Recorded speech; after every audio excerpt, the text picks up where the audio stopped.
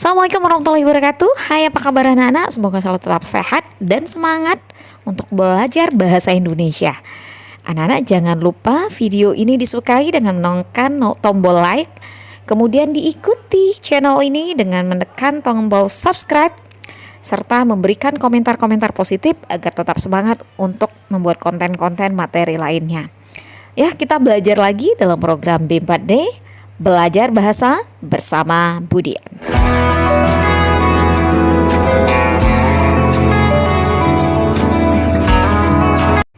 Anak-anak, pada tayangan sebelumnya kalian sudah belajar cara meringkas teks eksplanasi dengan menemukan kalimat utama, menentukan gagasan utama.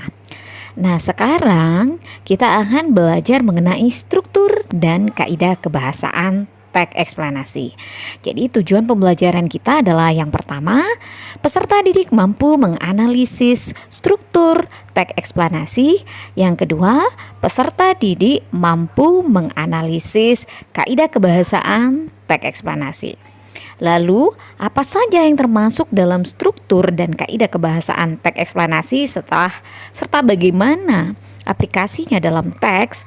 Silakan anak-anak saksikan video berikut ini. Struktur dan kaidah bahasa teks eksplanasi. Hal yang pertama akan kita bahas adalah tentang struktur teks eksplanasi. Nah, jika kalian mencari di mesin pencarian Google, sebagian besar struktur yang dimuat di teks yang ada itu menggunakan teori atau referensi dari buku SMA. Nah, jika kalian untuk di buku ini, di bahasan kita kali ini kita menggunakan teori yang ada di buku teks dari Kemdikbud. Jadi yang ada dalam struktur teks eksplanasi itu pertama adalah identifikasi fenomena. Apa itu identifikasi fenomena? Identifikasi fenomena yaitu mengidentifikasi sesuatu yang akan diterangkan terkait fenomena alam, sosial, budaya, dan fenomena lain yang akan diterangkan di teks eksplanasi tersebut. Yang kedua adalah rangkaian kejadian. Rangkaian kejadian ini adalah berisi atau perincian atas kejadian yang relevan dengan identifikasi fenomena. Contohnya, jika fenomenanya tentang sejarah Palembang, maka rangkaian kejadiannya ya tentang sejarah Palembang itu sendiri, bagaimana proses terjadinya atau terbentuknya kota Palembang. Nah, untuk rangkaian kejadian ini bisa dikembangkan dengan dua cara. Yang pertama dengan kronologis atau urutan waktu atau proses. Yang kedua dengan kausalitas atau pola sebab akibat. Ya, jadi bisa jadi pilih salah satunya atau boleh juga kedua-duanya yang digunakan dalam satu teks itu.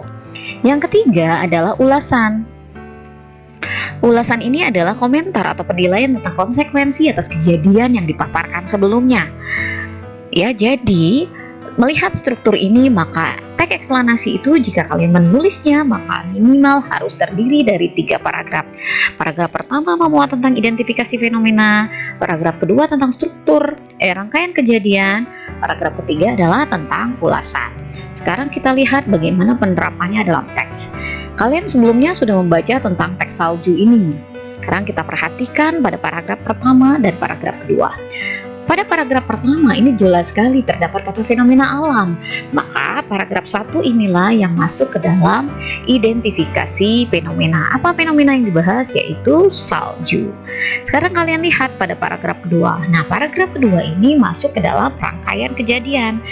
Bagaimana pola pengembangannya? Pola pengembangannya menggunakan kronologis, ditandai dengan kata bermula, ditandai dengan kata kemudian. Jadi pengembangan rincian atau rangkaian kejadian ini menggunakan pola kronologis. Sekarang bagaimana dengan paragraf ketiga dan keempat? Pada paragraf ketiga dan keempat ini semuanya masih masuk dalam rangkaian kejadian, ya. Rangkaian kejadian pada paragraf keempat, kalau kalian perhatian pada paragraf ketiga dan keempat ini memang lebih banyak menggunakan pola kausalitas, ditandai dengan kata menyebabkan, ya. Nah, dan ini juga menciptakan, jadi dia lebih ke kausalitas. Selanjutnya pada paragraf 5, 6, dan 7, ya, kalau kalian perhatikan paragraf 5 dan 6 ini masih dalam rangkaian kejadian. Sementara paragraf ke-7 masuk ke dalam ulasan, ya. paragraf 7 masuk dalam ulasan. Sekarang kalian perhatikan pada paragraf 5 dan 6. Paragraf 5 dan 6 ini menggunakan pola yang sama ya, yaitu memang ada kata menyebabkan karena di sini komentar atau ulasan tentang salju ini, yaitu ditandai dengan kata kristal salju memiliki struktur yang unik. Itu tadi struktur teks eksplanasi. Sekarang kita masuk kepada kaidah kebahasaan teks eksplanasi. Kaidah kebahasaan teks eksplanasi yang pertama adalah menggunakan konjungsi kausalitas.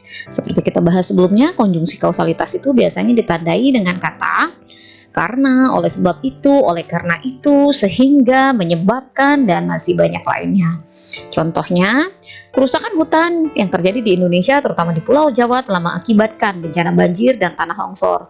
Kerusakan tersebut disebabkan oleh maraknya penerbangan liar yang mengakibatkan, ya, ada dua kata.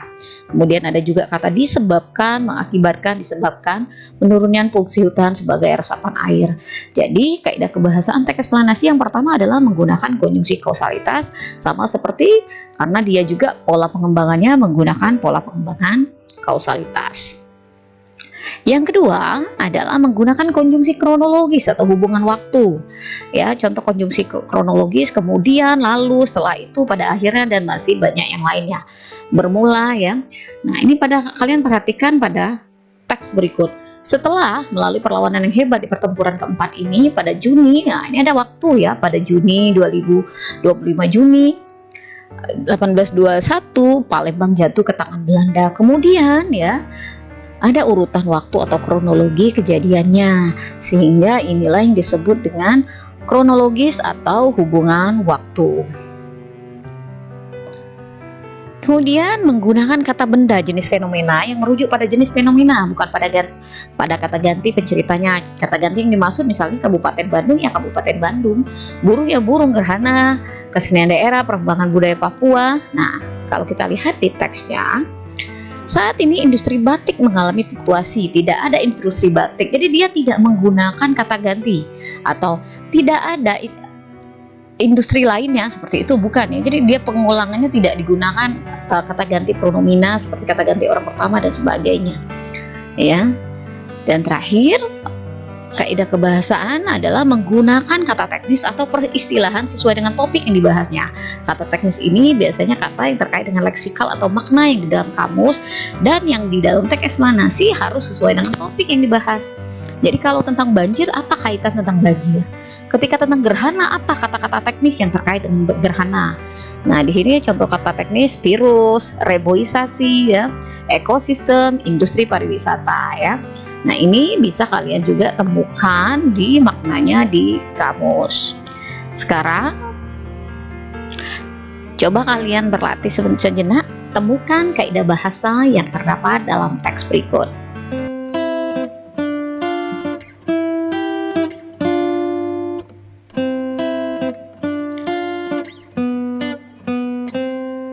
Apa yang kalian temukan? Ya, langsung ya kita temukan kata teknis. Harusnya yang pertama kita temukan adalah konjungsi kronologis pada kata sejak itulah ya. Sejak itulah penelitian terhadap corona semakin berkembang. Yang kedua adalah kata teknis. Terjadi pada pula wabah ya, wabah, kemudian virus ya. Nah, ada dua kata teknisnya. Nah, sekarang kita lihat kembali kepada teks yang sudah kita bahas sebelumnya. Kita lihat pada paragraf pertama dan paragraf kedua. Ya, pada paragraf kedua ya. Pada paragraf kedua seperti kita bahas tadi, menggunakan pola kronologis ditandai dengan kata kemudian kata juga ditandai dengan kata bermula. Nah, kalian lihat pada paragraf pertama, kata teknis salju, kristal, subtropis yang kita temukan. Kemudian serta kata benda jenis fenomena salju. Kalian perhatikan pada kalimat pertama salju adalah, pada kalimat kedua salju ya, pada kalimat keempat salju. Jadi dia menggunakan kata ganti bendanya salju. Sekarang pada paragraf 5, 6, dan 7 ya, ini juga ada nukleator, kalian bisa temukan di sini ya. Uap. Nah, ini masuk temperatur, itu adalah kata teknisnya. Tapi kalau lihat yang kita bahas di sini, ada juga pola pengembangan kausalitas ya. Kausalitas pada paragraf ke-6 ditandai dengan kata menyebabkan, ditandai dengan kata jika maka. Ya, jika maka dia menggunakan kausalitas menyebabkan. Pada paragraf ke-7 juga menggunakan kausalitas menyebabkan. Jadi secara keseluruhan pada teks salju ini memuat 4 kaidah kebahasaan yang terdapat dalam teks eksplanasi. Nah, sudah disimak kan? Bagaimana struktur dan kaidah kebahasaan teks eksplanasi? Jadi, teks eksplanasi juga mempunyai ciri dari kaidah kebahasaan dan strukturnya yang inilah yang membedakan dengan teks lain seperti teks deskripsi dan teks berita. Nah, pemahaman ini akan kalian lebih dapatkan, akan bisa kalian terapkan dan bisa kalian aplikasikan jika kalian langsung temui dengan teks eksplanasi yang bisa kalian cari di buku atau buku pelajaran lain di IPS atau di IPA, bisa juga kalian cari di Google. Nah, demikianlah pembelajaran kita hari ini. Kalian juga akan mengerjakan latihan yang Ibu berikan di ruang kelas. Tetap semangat untuk menjaga kesehatan dan tetap semangat untuk belajarnya. Ibu akhiri dengan wassalamualaikum warahmatullahi wabarakatuh.